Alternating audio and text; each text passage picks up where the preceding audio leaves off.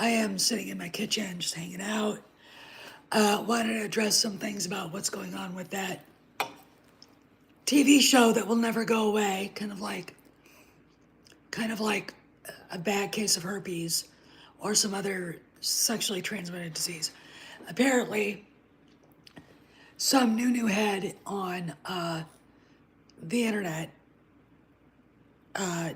found, and I'm not even going to go into the woman's name, found that they hired an intimacy coordinator. All right. First off, that I have never heard of the website that this person's on. Second of all, there's nothing like that in the IMDb listing because I checked. So, again, YouTuber to remain nameless did a whole article about it and is acting like, again, like the show is really a go without any context. Okay, this is what is happening. This is why, hey, just some other guy.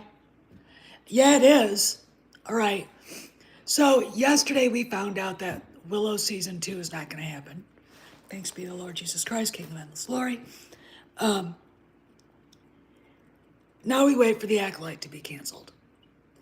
And not acting like it's actually happening because that actually makes, with what we know what's going on, which is in the news. Oh, I know. But I would think, concerning IMDb, just some other guy, I would think that this would be on there. And I looked on IMDb Pro, and there's no intimacy coordinator at all. In fact, she hasn't updated that. Watch. She'll do it when she finds out I'm calling her out. And what I mean is Harvey's former personal assistant. It seems like every time I say something about this show not being real, you see another. All right, go to IMDb. If you have IMDb Pro, go look. She's got about 15 producers. Now, what does that mean? Is that maybe people are actually investing in it? But as far as the show being okayed by Disney, because look, if it's a Disney Plus show, they would fund it. Here's how this all works. You got Lucasfilm, you got Disney. Lucasfilm is divided between streaming and film, live action, and animation. And then you've got publications. Lucasfilm pretty much runs the publication stuff. Disney pays for films and live streaming. So, as far as I can tell, Disney has not given the green light to this thing, and they have not fully funded it. Okay, what's going on, it looks like, is Headland got discretionary funds from Kennedy. And there are other weird companies that are giving her a little money. What it looks like to me is when I'm looking at the cadre of producers is that she probably got a lot of people to invest, enough to do something, okay? Because that's who she's been adding, all right? She's not adding, other people. And what's really weird is that she's still the only director listed. So to me, it looks like all these other people that are not listed but we're told that they're part of this, are part of an if-come contract. If we get the green light, you will direct, all right?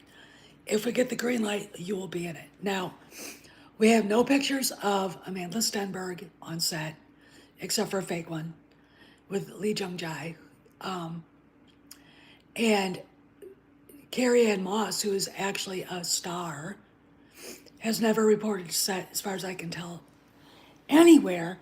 And she is doing her lifestyle brand. It's a woman's empowerment thing called Annapurna. So I'm like, whatever. Okay. And that's what she's doing, which is fine. It's weird. It's whatever. Hollywood people are so bizarre. I can't even. Uh, I don't mind the Buddhist shit, but it's it kind of gets way out there, you know. So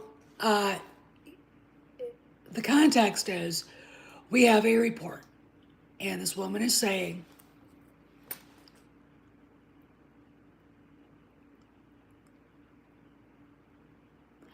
well, I don't think so. I think what happened on that one, just some other guy, is Headland knew she didn't have she wasn't fully funded. All right. She might have told people it was. She might have told people that we are doing this. Please come to work. And because look, Karen McCarthy has a contract that she presented to Lucasfilm, who went, we don't know what you're talking about. See, this is the thing. So I want to talk about this. We've got a YouTuber on his blog posting this thing like it's real. It is not listed anywhere else. No one else is talking about it. YouTube is blowing up. His BFF started asking the guy who posted it questions like it's real. Like, a good reporter will be very skeptical. I need more information, not just some listing on the internet. And what it looks like to me is that it got out there, and this part, I went to the website, I read the article, and not saying just, you can guess. I went to the article and read it, and I'm like, okay, so this is unofficial, by the way. This is not official. Okay. The unofficial word is they hired an intimacy coordinator for a show that isn't real as far as what I can tell. This is a con. This is a scam. And what it means is Headland's intention is to go fully woke. Full woke. Because an intimacy coordinator basically coordinates sex scenes in Star Wars. Okay, like we need that. And this show is aimed at children. Okay. I don't see how Bob Iger can allow this to go on without going, no fucking way. Okay, I don't. I don't see it because it makes no sense. Okay, why? He hasn't said anything publicly about it. The rumor that he talked to executives at that telecom conference and said he saw film of it and thought it was great is bullshit. I mean, if you're that stupid that you believe this without going, and I rate this truthfully about -1,000, all right? The fact that people out there are the balls, I mean the flying monkeys, are the balls to put that out there is startling. Look, right now Disney's trying to find out who the leakers are for Marvel. All right, they're gonna sue them. All right, so if I was somebody who is posting shit like that and posting what I think is probably a lie, I probably would go on a long vacation, like to Canada or Russia. Okay, I would go into hiding where they can't follow me because they're going to be looking for your ass. All right, Bob Iger, I'm pretty sure probably knows now that he was quoted as saying something like that and said, what? Here's the deal.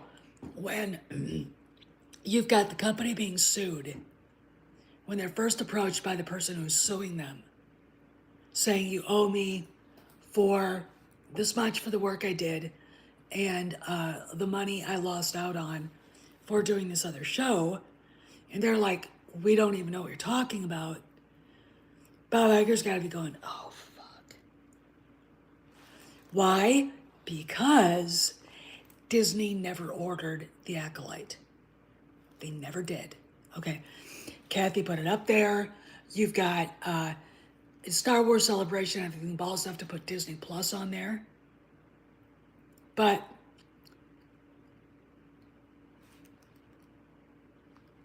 and look, even with a cutback budget, to do anything decent, even like Andor, you would have to actually have about, I would say, $5 million per episode to be able to do it. You would have to be fully funded, completely. So when that lady, Karen McCarthy, showed up and said, "Where's my money?" Not only is Lucasfilm aware that the show is happening, and they weren't, they also have enough money to cover what she's asking for. So she leaves with her pride intact. Instead, we get $5,000. And it's not because they're being assholes. All right. There was no show, and that's all they had to give her. Okay. That's it. Because Disney did not give them the money to do it. Again, Disney funds Lucasfilm movies and live TV, and I think animation. There was no money at all for The Acolyte because they didn't fund it. Now we've got a YouTuber running around saying it's talking about an intimacy coordinator. I want to talk about context. You've got a guy who doesn't understand what's going on here, who doesn't understand context. Here's the context. We've got a lawsuit that was announced last week against Lucasfilm over The Acolyte. Yesterday, Kathy Kennedy's pet project, Willow, was canceled. We've got, let's go to the Wayback Machine like a month or so ago, Bob Iger announcing that they're cutting back $3 billion, $3.5 billion in content because they want to do quality, not quantity. That's the context. So when you look at this stuff and you get blogs from weirdos in Portugal saying that it was actually happening, no, it's not. No, it's not. She doesn't have enough money to make a TV show. Okay, she's doing a presentation reel. And when the McCarthy lawsuit's done, the Acolyte will never see the light of day. Why? Because it is an embarrassment. Here's why. Here's why. Everybody in Hollywood read those articles. And the Hollywood Reporter and Variety and Deadline. They saw the $5,000. So they know that the show's not, Disney's not funding it. They're looking at Kathy Kennedy saying, how did you let this get so far? Again, this, instead of going, oh my God, it's happening, this speaks to Kennedy's lack of leadership, her allowing this psychotic bitch, Leslie Headland, to run around like a chicken with her head cut off, giving the bitch money, and allowing what looks to be a scam for her to get more money. Okay, it's, what? This is the thing that pisses me off, all right? Because that's what's going on. Hollywood understands that this show isn't going to happen, all right? It's not fully funded. You know, Iger never said a word about it to anybody, all right? You'd have to be really dense and really, really inflexible to understand that there's so much going on right now behind the scenes. All right, you've got a lawsuit. You've got, this woman basically going rogue with the IP. And, I look at Iger and say, what are you going to do about it? Look, He's the one that has to give it the green light, him and Alan Bergman. All right, this is embarrassing them. And Kathy Kennedy. Yet here we are. You make it, this is what we should be asking.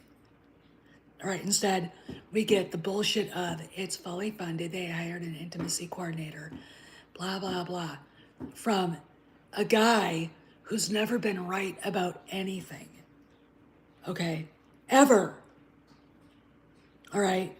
Trust me, I've gone back and looked at my own reporting on the stuff that he reported back, way back in the Wayback Machine. And Jesus, I'm still waiting for it to happen. You know? Or something that it's just, look, it's so fucking convoluted. And furthermore, using Pablo Hidalgo as a contact, saying you found him to be honest and truthful, is fucking bizarre. Instead of going to someone like me or Kamran or Tom Connors and saying, is this legitimate? No, it's not. It's not legitimate at all. Look, this is what's going on. I think, and I speculate, that the flying monkeys are posting shit, making sure he picks it up so they can get the fandom menace to freak out. This is a troll. This is a fucking troll. The whole Leslie Headland thing, in my opinion, is a troll. Okay. And the sooner we have people understand that,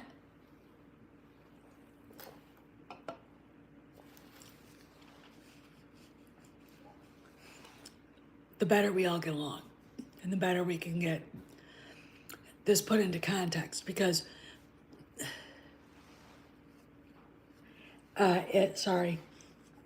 it really is sad right now when we're on the cusp of seeing things get better. This is going on. My problem is this. If Disney took the bull by the horns and basically said, with this lawsuit Lucasfilm is facing, we are not fully funding the Acolyte, and as far as we're concerned, it's canceled. Okay. End of story. Story's done. Leslie Headland can twist in the wind. No one would care. Okay. I don't know why they're still allowing this to happen. Now, I'm sure that they're probably going to address it because this lawsuit ain't going away. McCarthy isn't going to go away. All right. And I don't blame her. I wouldn't either. Now, let's talk about Taika Waititi. Star Wars Direct reported that Taika Waititi basically said a rumor about him wanting to star in his own Star Wars movie was 3 years old. You will see from time to time people bring up shit that was 3 years old. A lot of this stuff that we're still complaining about is 3 years old. The Acolyte, by the way. It really is the last vestige, I think, of Kennedy's any involvement with Star Wars. Okay, because look, Willow's done. The Rian Johnson trilogy's dead. We've got the Feige movie dead. We've got the Patty Jenkins movie's dead. The David Lindelof movie's never happening. Go back and see what Iger said about being careful with Star Wars movies, and then ask yourself, Feige's movie is canceled, so why are they? Okay. Really, the Acolyte is the last one, and it just is there like a bad case of the plague, like the clap, like some case of herpes. It's disgusting. Okay, but we gotta sit and admire it all over and over again instead of going, that lawsuit kind of hangs over everything with this, doesn't it? But anyway, Taika Waititi, basically without really saying it, said that his movie's been shelved. They're not talking about it. All right. Now, Disney can't tell him not to talk about it. But saying it without saying it, Waititi said it was done. Now, let's go to Oh, what else? Shit. Uh, just a rant. There comes a time and place where people are going to decide. Oh no, I want to talk about this. Ratings. So everybody, the usual suspects, are screaming that The Mandalorian season 3 ratings are bad. Again, out of context. Ratings across all streaming platforms have dropped. So remember, that is the context this is in. Now, is it doing bad? No. I love it. I think it's great. Yesterday's Mandalorian episode was interesting. First off, you care about the characters. They're far more well written than the ones in Andor. All right. Some people thought it was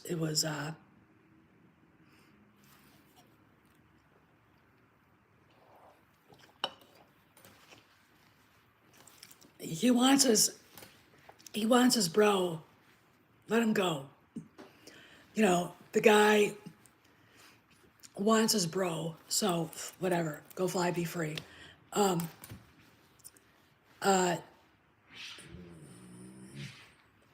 Mandalorian episode three of the season was great. I mean, watching it.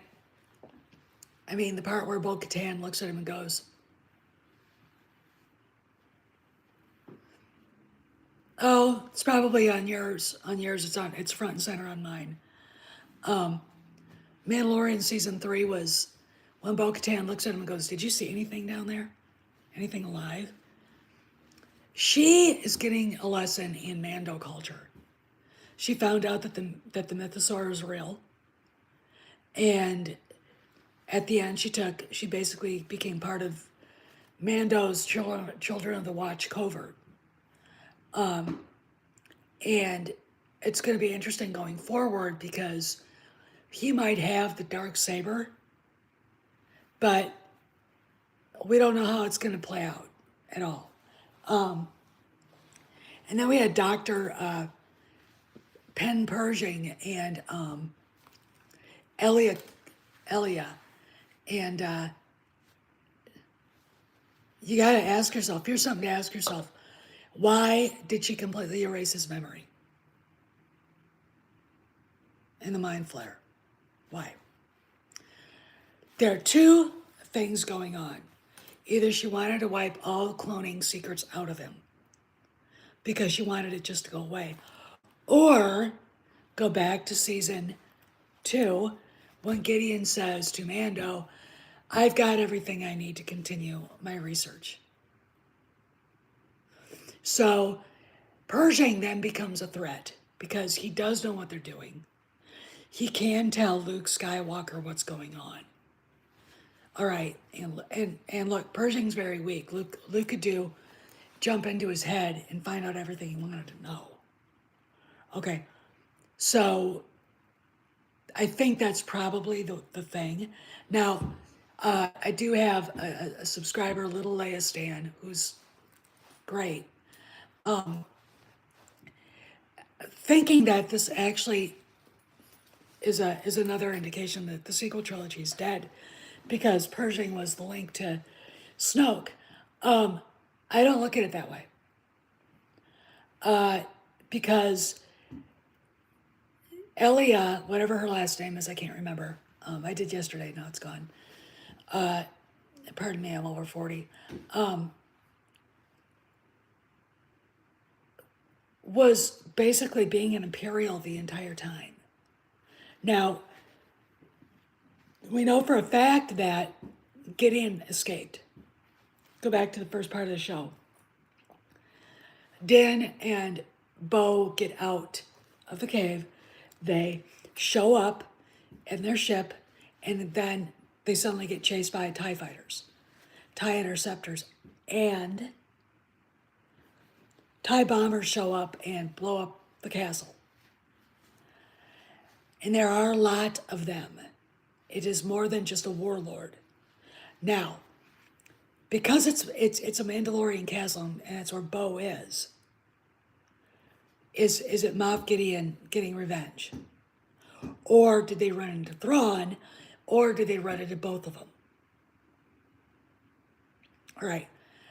I suspect it was Gideon, but because there were so many TIE fighters, and you got to remember when he had his cruiser up there and he set down two battalions of stormtroopers, and then he sent the dark troopers down. That was just his. He didn't have what we saw, which was kind of a couple of wings of TIE fighters and TIE bombers. So I suspect he's with somebody else who's basically got a fleet. We didn't get to see it, but we could have the Chimera in the background. All right. And if that's the case, they ran into Grand Admiral Thrawn, okay, who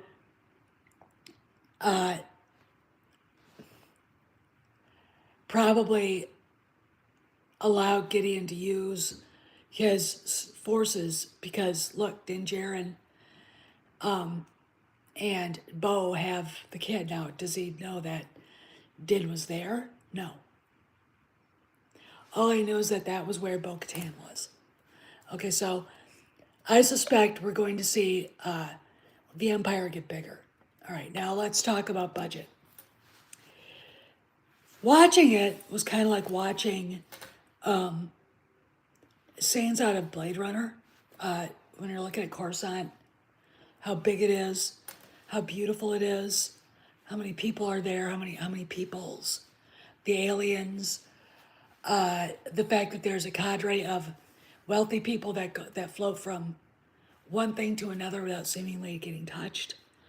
I didn't really get to see any of how the New Republic is actually going. You hear people say it, you don't really see it.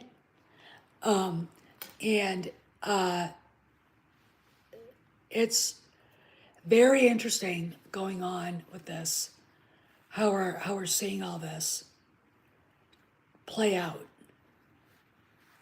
Oh, I thought they were just typical.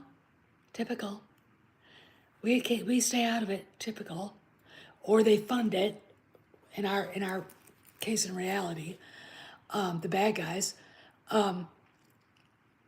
It's just really interesting to me watching all this take place. And Coruscant was beautiful. Budget. Look at Andor and see how Coruscant's portrayed. It is a very black and white, gray, plain, cold. Yeah, I saw that, Doug. Yeah, cold. There really weren't a lot of people walking around for a planet with 1 trillion beings. No aliens, no vistas and views of they didn't do any views. Views to where you could see landmarks you recognize. You could see that they didn't have any money to do anything. And the reason why they actually went on locations because they didn't have the volume stage. All right, which is fine, but thank you, Ariel. You're a newbie. So, Kennedy's stuff is not being fully funded anymore. And that goes with what Iger's been saying, that they're not going to fund a bunch of shit anymore. They're only going to do quality. Again, about Mandalorian Season 3, take everything that the YouTube channels that just some other guy mentioned and other people with a grain of salt. Ratings are down across all streaming. Okay, I would think Disney would have done a better job, like Sony has done, and we're able to get a stream of revenue from Netflix for showing Mandalorian. Okay, from, you know, whatever, TNT or whatever, showing Mandalorian, showing Kenobi, okay, showing whatever. They lost a stream of revenue because they did start their own streaming service. And, 2 years ago, we were still kind of on lockdown. So people were stuck at home and they were watching streaming. Now that they can go off and do other things, they're not anymore. Okay, that's what's going on here. So there's your context with the ratings. All right. It's going to be very interesting going forward where all this heads. But I do want to address again the Acolyte, because I'm going to punch out pretty soon because I have to save my voice. I've got a podcast later.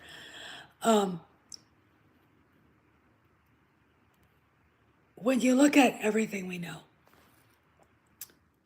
Bob Iger's saying they're cutting 3.5 billion out of content for streaming and the films. That's a big deal. When he doesn't mention it officially, big deal. That's called an omission.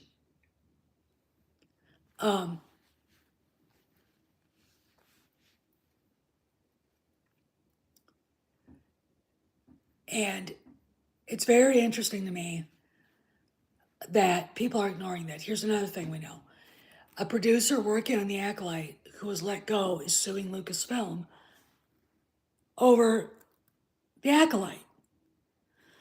And the fact of the matter is, I'm going to tell you how Hollywood looks at this.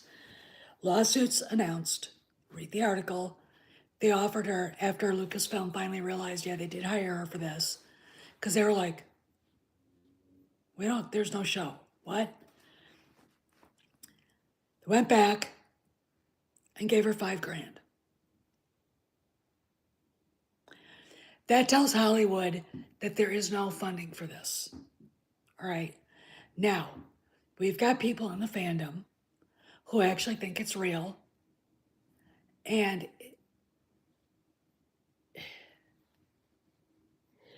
they get their information from people like Pablo Hidalgo. And what they're doing basically is being disinformation for the flying monkeys. Okay, which I find disgusting. All right. Unsat. Okay. So you gotta look at it in context. Everything has to come in context. There are rumors that are bullshit, excuse me, and there are rumors that are not. And anything concerning the Acolyte, if it's not coming out of Deadline, and it used to, now Deadline is not even carrying it. All right.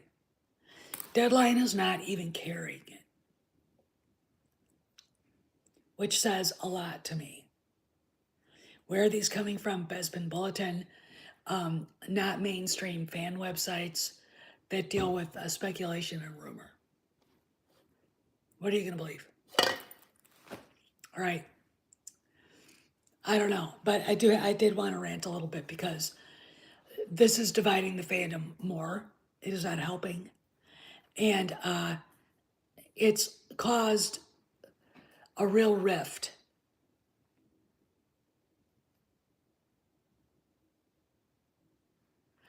How is that passive aggressive sabotage? That doesn't make any sense. No, it really isn't, because they're not making the show. I mean, the people that are staying after don't have the right, the wherewithal to make or break this show. Okay, they don't. It's like, again, Disney is the one that says yes, we are giving you the green light to make this. Not Leslie Headland. The lawsuit's already done. The lawsuit's already in, so there is no lawsuit. Okay, this lawsuit is the one. Okay, so it's present right now. It is not, I'm suing you. It is not, I have sued you. It's going to the courts. Okay, unless Disney can pay her off. But again, the lawsuit in of itself is an indication that probably Disney's going to say, we're not doing this. Please stop talking about it. I don't know. Anyway, we got to see, but grain of salt with all of this. Okay, grain of salt. Because when people ignore the lack of mentioning by the boss, the lack of actual legit news from the industry rags, and the fact that there's a lawsuit, and then we've got I think a pretty good indication that she is getting money from somewhere, but it's look, she could actually get enough money to film a show. That doesn't mean Disney's ever going to put it on Disney Plus. You know what I'm saying? She could run into George Soros. Could give her enough money to do it. Iger doesn't have to put it on Disney Plus. Okay, that's where we're at. Okay. They have not given it the green light. He has not talked about it officially. He has not talked about it privately to anybody. Okay. And if you believe that he said to some random executives that he saw some of it and he liked it, bullshit. All right. Where's the proof? Pablo Hidalgo told you? I would think that someone in the YouTube community who's as respected would have the brains enough to go to somebody like Data Racer or Drunk 3PO.